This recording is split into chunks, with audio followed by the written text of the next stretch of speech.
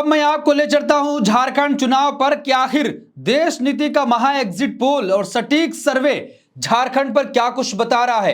झारखंड में किसकी सरकार बनती हुई दिखाई दे रही है और जिस तरीके से भारतीय जनता पार्टी ने सांप्रदायिक नारे के जरिए घुसपैठ का मुद्दा उठाया, आदिवासी का मुद्दा उठाया और जिस तरीके से कहा कि आपके घरों पर, जमीनों पर कब्जा कर लिया जाएगा, क्या वो तमाम मुद्दों पर जनता ने मोहर लगाई है या एक बार फिर से इंडिया गठबंधन पर भरोसा जताया है?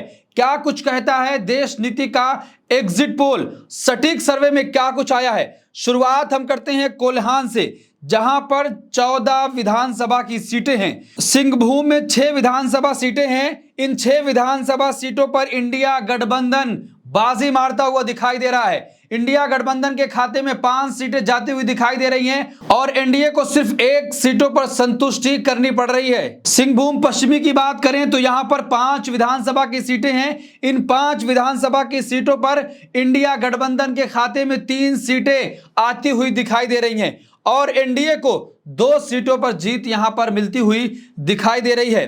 और उसके बाद सराय कला की बात करें तो यहां पर 3 विधानसभा सीटें हैं। इन 3 पर 2 इंडिया गठबंधन और 1 सीट एनडीए गठबंधन के खाते में जाती हुई दिखाई दे रही है। अब हम चलते हैं संथाल परगना पर, जहां पर आदिवासी पूरी तरीके से प्रभाव रखते हैं और यहां पर आदिवासी का मुद्दा भी लगातार उठा।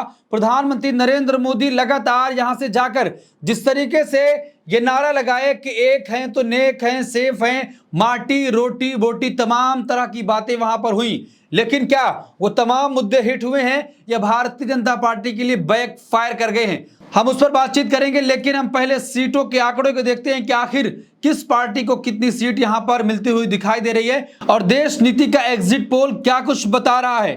संथाल परगना में 18 विधानसभा की सीटें हैं। इसमें गोड्डा आता है। गोड्डा में 3 विधानसभा की सीट। इन 3 में से इंडिया गठबंधन के पास सिर्फ 1 सीट आ रही है। एनडीए के पास 2 सीट जाती हुई दिखाई दे रही है। और उसके बाद देवघर में भी 3 विधानसभा की सीटें हैं।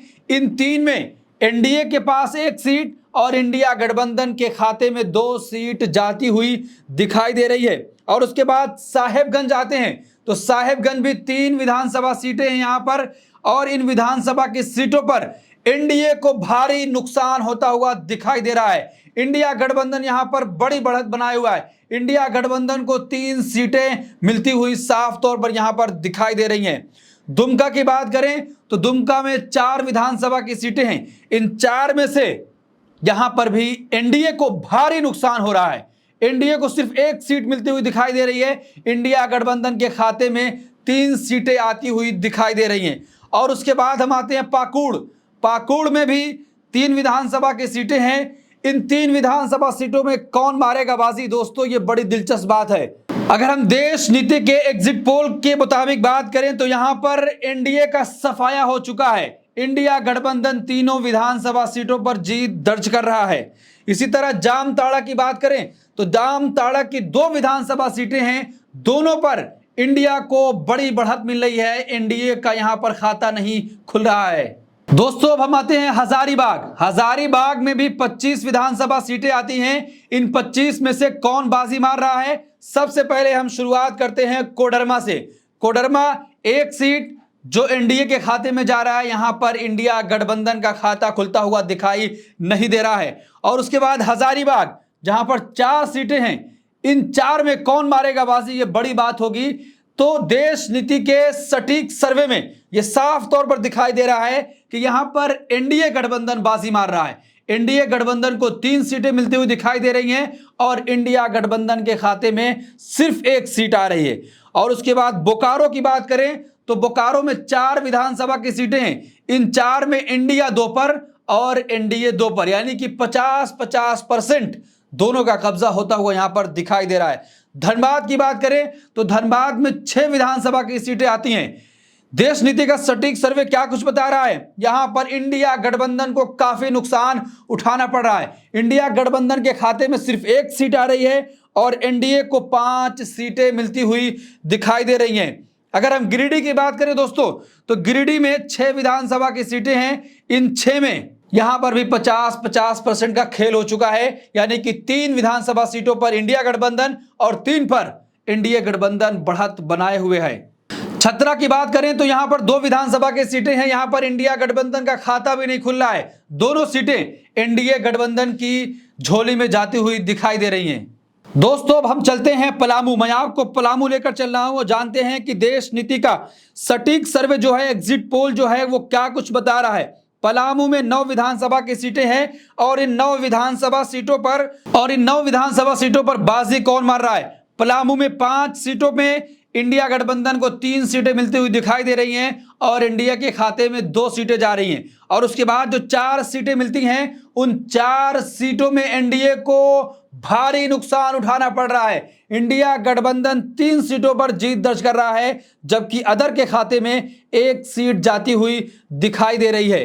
अब हम चलते हैं रांची में देखते हैं यहां पर क्या हाल है। 15 विधानसभा सीटें हैं, इन 15 में से कौन बाजी मार रहा है। देश नीति का सटीक सर्वे जो एग्जिट पोल है, वो साफ तौर पर यह बता रहा है कि रांची 7 सीटें इंडिया गठबंधन, उनमें से 4 सीटों पर बाजी मार रहा है। एनडीए के पास 3 सीटें जाती हुई दिखाई दे रही हैं, बाकी बची 8 सीट पर इंडिया गठबंधन को काफी अच्छा यहां पर फायदा होता हुआ दिखाई दे रहा है।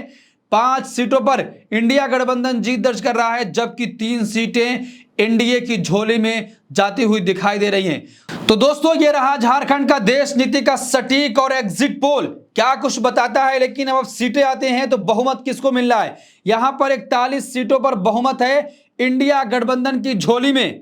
46 सीटें, यानी कि 41 से 46 सीटें मिलती हुई दिखाई दे रही हैं और एनडीए को सिर्फ 32 सीटों पर संतुष्टि करनी पड़ रही। 30 से 32 सीटें उसकी यहां पर आती हुई दिखाई दे रही हैं और अदर के खाते में 3 से 6 सीटें जाती हुई दिखाई दे रही हैं।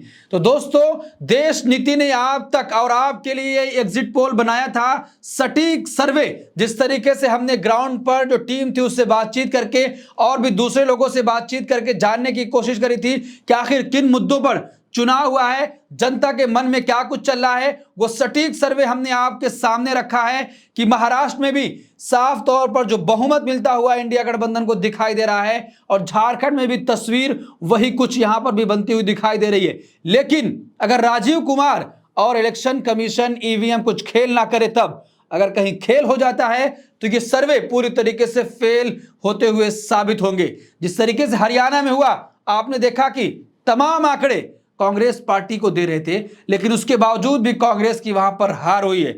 जिस तरीके से झारखंड के चुनाव को पूरी तरीके से ध्रुवीकरण करने की कोशिश की गई, उसके बावजूद भी वहां की जनता ने भारतीय जनता पार्टी को देश नीति के एग्जिट पोल में पूरी तरीके से नकार दिया है। तो क्या 23 तारीख को यही नतीजे रहने वाले हैं? दोस्तों ये बड़ी बात होगी। और जिस तरीके से एग्जिट पोल में भारतीय जनता पार्टी को करारी हार का सामना करना पड़ रहा है, इस पूरे मामले पर आप क्या सोचते हैं दोस्तों?